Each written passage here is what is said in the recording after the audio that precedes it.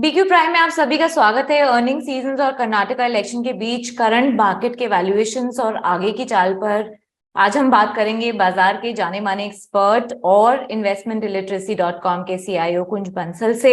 Mister Bansal, welcome to BQ Prime Hindi. बाजार में क्या चल रहा है अगले 3 से 4 महीने के लिए, आप कैसे देख रहे हैं वैल्यूएशंस के हिसाब से? जी हाँ। धन्यवाद। तो बाजार में अगर हम थोड़े से एक दो नंबर्स हमारे दर्शकों के लिए कॉन्टेक्स्ट में डाल लें, शॉर्ट टर्म में अगर हम देखते हैं पिछले एक महीने या सवा महीने में, तो बाजार हम देखेंगे कि निफ्टी के टर्म्स में 16,800 900 के लो से सडनली 18,100 200 हो गया है। तो परसेंटेज टर्म्स में करीब 6-7% की रिकवरी हो गई है। तो अच्छी रिकवरी हुई है। ऑफ कोर्स उसमें एक सपोर्ट रहा है कि global investors FII inflows positive हो गए हैं, जो काफी टाइम से बहुत वॉलेटाइल चल रहे हैं और लार्जली नेगेटिव रहे हैं। अब इसी नंबर को हम थोड़ा सा मीडियम टर्म में जाएं तो हम देखेंगे कि निफ्टी रीसेंट पास्ट में जरूर 7% रिकवर हो गया है, पर 2 साल के बेसिस पे फ्लैट है। तो निफ्टी इंडेक्स का जो लेवल अभी है वो ही करीब करीब 2 साल पहले भी था। तो इन अ वे 2 साल में कुछ भी बाजार ने रिटर्न नहीं दिया है। पर अब उसमें और जो आगे की नोट करने वाली चीज है कि बाजार में 2 साल में अर्निंग्स जरूर ग्रो हुई हैं। भले कम ग्रो हुई हैं क्योंकि रॉ मटेरियल प्राइसेस का प्रेशर था, कमोडिटी प्राइसेस का, मार्जिन्स पे इम्पैक्ट आया, थोड़ा सा स्लो डाउन का भी इम्पैक्ट आया, पर फिर भी कंजर्वेटिव बेसिस पे 10-12% अर्निंग्स ग्रो हुई हैं, जो बाजार ने बिल्कुल भी अकाउंट में नहीं ली है। तो इन सब चीजों को अगर हम ध्यान में रखें तो मुझे लगता है आने वाले टाइम में बाजार इन अर्निंग्स ग्रोथ को धीरे धीरे अकाउंट में लेना शुरू करेगा। तो वैल्यूएशंस अब आपको महंगे लग रहे हैं या निवेश निवेश करने का सही मौके वाले लग रहे हैं? इंडिया के कॉन्टेक्स्ट में वैल्यूएशन एक हमेशा डिस्कशन वाला टॉपिक रहा है। हमेशा से हम लोगों का ये डिस्कशन मार्केट पार्टिसिपेंट्स का रहता है, और डिस्कशन और ऑब्जर्वेशंस कि इंडियन मार्केट हमेशा एक्सपेंसिव ही रहते हैं। तो हालांकि 2 साल के बेसिस पे जैसा मैंने कहा फ्लैट रहा है, कंजर्वेटिव बेसिस पे 10% की अर्निंग्स ग्रोथ हुई है, तो फिर भी बाजार में वैल्यूएशन उतना सस्ता नहीं हुआ है। उसका कारण भी है, आज इंडिया वर्ल्ड में लार्जेस्ट ग्रोइंग इकोनॉमी है। मैं बड़ी इकोनॉमीज की बात कर रहा हूँ। तो जो लार्जेस्ट ग्रोइंग इकोनॉमी है उसमें, और आने वाले टाइम में भी कंजर्वेटिव बेसिस पे FY24 में 6% के आसपास की जीडीपी ग्रोथ रेट का प्रोजेक्शन है। ठीक है, किसी का 5.8 5.9 का है, किसी का 6.1 6.2 का है। और ये 6% की ग्रोथ का प्रेडिक्शन किसी भी और बड़ी इकोनॉमी का नहीं है। चाइना कम्स सेकंड क्लोज, जिनका 6 से कम 5% या जो भी रहेगा, और यूएस यूके यूरोप वगैरह का तो जो भी 2 2.5 3% रहेगा वो रहेगा। तो ऐसी इकोनॉमी जो वर्ल्ड की अमंग्स दी बिगेस्ट इकोनॉमीज है और लार्जेस्ट हाईएस्ट ग्रोथ रेट पे ग्रो हो रही है, वो भी 6%, जो कम नंबर नहीं है, उसमें बाजार का वैल्यूएशन सस्ता मिलना मुश्किल है। अब वो मुश्किल है तो फिर क्या करना चाहिए? तो मुझे लगता है ऐसे मौके हैं जैसे 2 साल से बाजार अगर कहीं भी नहीं गया है, तो एक टाइम करेक्शन बाजार में वैल्यूएशन करेक्शन आ गया है।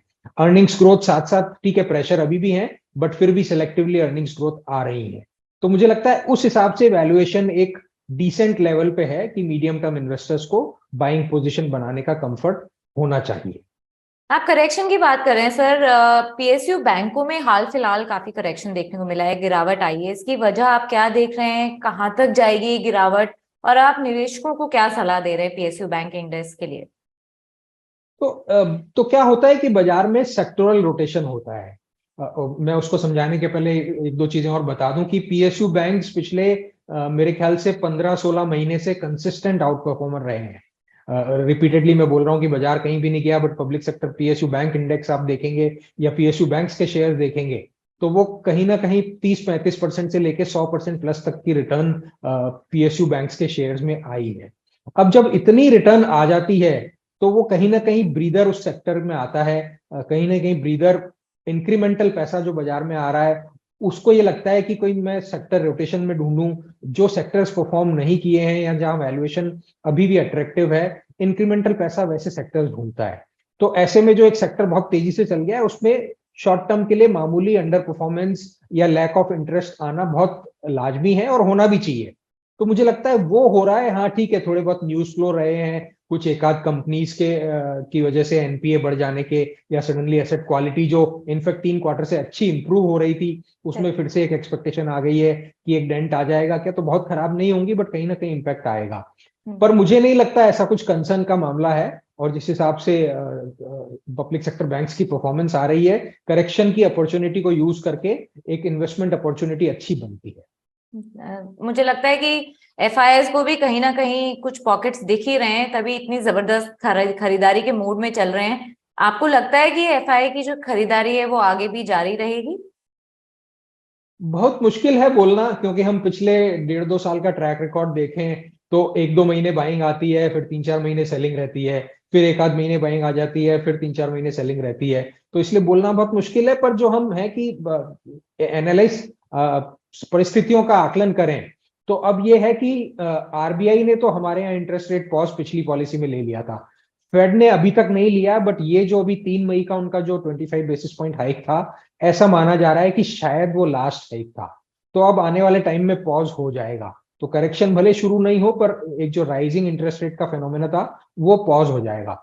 तो वो होता है तो ग्लोबल मनी फिर से रीअलोकेशन अपने आप को कहीं ना कहीं करेगी, दूसरी इकोनॉमीज ढूंढेगी और दूसरी एसेट क्लास ढूंढेगी। तो एक तो ये रीजन है कि हम उम्मीद बनाए कि शायद एफआईआई फ्लो चालू रहे। दूसरा रीजन ये है कि हम फिर से वापस इंडियन मार्केट पे वही बात कर रहे हैं कि 2 साल में कहीं भी नहीं गया तो वैल्यूएशन करेक्शन मिल रहे हैं। तो उनको लग रहा होगा कि अच्छा, जिन शेयर्स को या सेक्टर्स को हम बेच के गए थे, उनमें से कुछ तो अब सर्टेनली लोअर भाव पे डेस्पाइट अर्निंग्स ग्रोथ मिल रहे हैं। तो वो एक कारण है, उनको लगता है कि वापस से हमको पैसा इंडियन मार्केट में डालना चाहिए। तो मुझे लगता है इन दो चीजों, और तीसरा ये है कि यहाँ से आगे आने वाले टाइम में कॉर्पोरेट परफॉर्मेंस की इंप्रूवमेंट एक्सपेक्टेशन है। थोड़ा सा हम स्लो डाउन से जा रहे हैं, बट कहीं ना कहीं वो डिमांड रिकवरी आएगी। मार्जिन रिकवरी तो जल्दी आनी चाहिए, क्योंकि कमोडिटी प्राइसेस, क्रूड प्राइस का करेक्शन का बेनिफिट मिलने लगा है। तो इन चीजों के चलते हुए ऐसी उम्मीद है कि एफआईआई इनफ्लो जारी रहना चाहिए, पर फिर भी ये एक फैक्टर होगा जो कंटिन्यूअसली मॉनिटरिंग करते रहना पड़ेगा। और क्योंकि अब आप अर्निंग्स और उस पे बात ही कर रहे हैं, तो चौथी तिमाही के नतीजों का सीजन ऑलरेडी चल ही रहा है। अब आईटी, एफएमसीजी जैसी बड़ी कंपनियों ने अब दे ही दिए हैं अपने नतीजे। अभी तक के जो नतीजे आए हैं उससे आप क्या अंदाजा लगा रहे हैं? अर्निंग्स ग्रोथ आगे कैसे पैन आउट होती हुई दिख रही है? तो फ्रैंकली Q4 के नंबर्स को अगर मैं देखूं तो थोड़ा सा एक्सपेक्टेशन से डिसअपॉइंटमेंट है। अब उसको मैं और क्लैरिफाई कर दूं कि एक तो पहले ही एक्सपेक्टेशन कम थी, क्योंकि हम थोड़ा सा कंजम्पशन डिमांड के स्लो डाउन के फेज से गुजर रहे हैं, थोड़ा सा मौसम की इरेगुलरिटी हुई है। तो कहने का मतलब ये कि कंज्यूमर ड्यूरेबल्स में एक सडनली एक्सपेक्टेशन थी कि बहुत तेज गर्मी की वजह से फैंस, एयर कंडीशनर्स, रेफ्रिजरेटर जैसे प्रोडक्ट का सेल बढ़ेगा। बट अनफॉर्चुनेटली काफी सारे भारत के हिस्सों में बरसात हो रही है, और कंटिन्यूअसली कई दिनों से हो रही है। तो वो सडनली एक जो ग्रोथ एक्सपेक्टेड थी वो नहीं हो रही है। तो ऐसे फैक्टर्स आ गए हैं। तो एक वापस Q4 के नंबर्स पे हम देखें तो थोड़ा सा स्लो डाउन एक्सपेक्टेशन से ज्यादा रहा है, तो नतीजे एक्सपेक्टेशन से कम रहे हैं।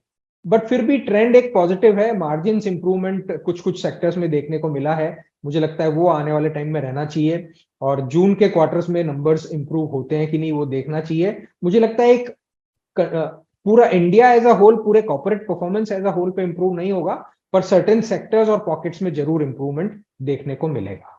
तो वही सर्टेन सेक्टर्स और टॉप पॉकेट्स जो आप देख रहे हैं शॉर्ट टर्म के लिहाज से, अगर 5 से 6 महीनों की हम बात करें, तो कौन से सेक्टर्स आपको टॉप परफॉर्म करते हुए दिख रहे हैं? कहाँ आपको तेजी आते हुए दिख रही है?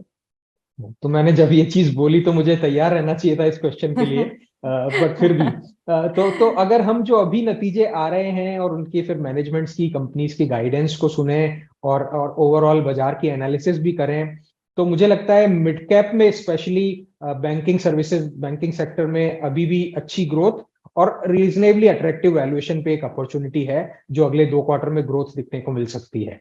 उसी को मैं और एक्सटेंड करूं आगे, तो कैपिटल गुड्स में बहुत अच्छे नंबर्स आ रहे हैं।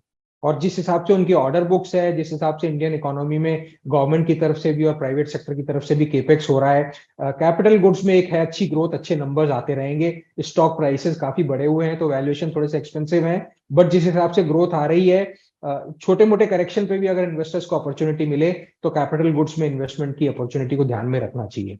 और तीसरा एक स्पेस आ रहा है ऑटो एंड ऑटो एंसिलरी में सेलेक्टिवली।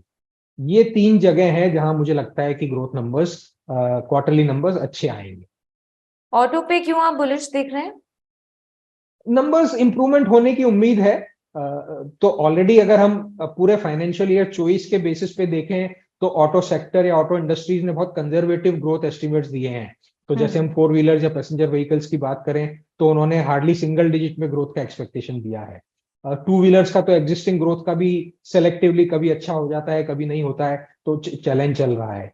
पर फिर भी एक उम्मीद है कि एक तो सप्लाई चेन का इशू था वो रिजॉल्व हो गया है। एक ये है कि मानसून अगर अच्छा आता है तो रूरल डिमांड में जो स्लो डाउन रहा है उस वो कम हो जाएगा, तो वो शायद ग्रोथ रेट हो सकता है, अभी इंडस्ट्री फोरकास्ट में बिल्डिंग नहीं है। अगर मानसून अच्छा आ गया और फसल अच्छी हो गई तो रूरल डिमांड सडनली एकदम बूस्ट ले सकती है। और उसके साथ साथ एक स्लो डाउन के बाद इकोनॉमिक रिकवरी का फेज हमेशा आता है, तो उसकी वजह से अर्बन रिकवरी भी रह सकती है। तो इन सब चीजों के चलते हुए interest rate already peak out होते हुए दिख रहे हैं, तो करेक्शन इंटरेस्ट रेट में शायद होना बाद में शुरू हो, बट एटलीस्ट पीक आउट भी हो गया तो कंज्यूमर जो लोन लेके अपना प्रोडक्ट खरीदते हैं अपनी प्लानिंग कर सकते हैं कैश फ्लोज की और बजट की अच्छे से, तो वो वापस से अपनी डिमांड को लेके बाजार में आ जाएंगे। तो इसलिए मुझे लगता है कि शायद ऑटो सेक्टर में अच्छी डिमांड देखने को मिल जाए। 13 मई को कर्नाटक के इलेक्शंस के रिजल्ट्स आ जाएंगे। इस चुनाव में अगर सरकार बदलती है तो मार्केट पे क्या असर पड़ेगा, और अगर बीजेपी की सरकार बनी रहती है तो भी उसको मार्केट कैसे रीड करेगा? क्या आपको लगता है कि कर्नाटक इलेक्शंस का थोड़ा बहुत भी असर बाजार पे देखने को मिलेगा? किस तरह के पॉलिटिकल सिनेरियो को बाजार अब रीड करेगा? तो मुझे लगता है कि धीरे धीरे इंडियन इकोनॉमी और इंडियन मार्केट का साइज, मार्केट कैप की टर्म्स में, लिक्विडिटी की टर्म्स में, इंडिविजुअल और इन्वेस्टर इंस्टीट्यूशन की टर्म्स में इतना ग्रो हो गया है कि स्टेट असेंबली इलेक्शन के रिजल्ट्स का इम्पैक्ट बहुत ही कम रहता है या नहीं भी रहता है।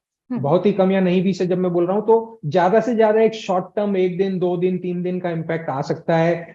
किसी भी वजह से गवर्नमेंट बदले तो भी हो सकता है, बाजार को अच्छा लगे या नहीं लगे, और गवर्नमेंट सेम रहे तो भी बाजार को अच्छा लगे या नहीं लगे, वो बोलना बहुत मुश्किल है।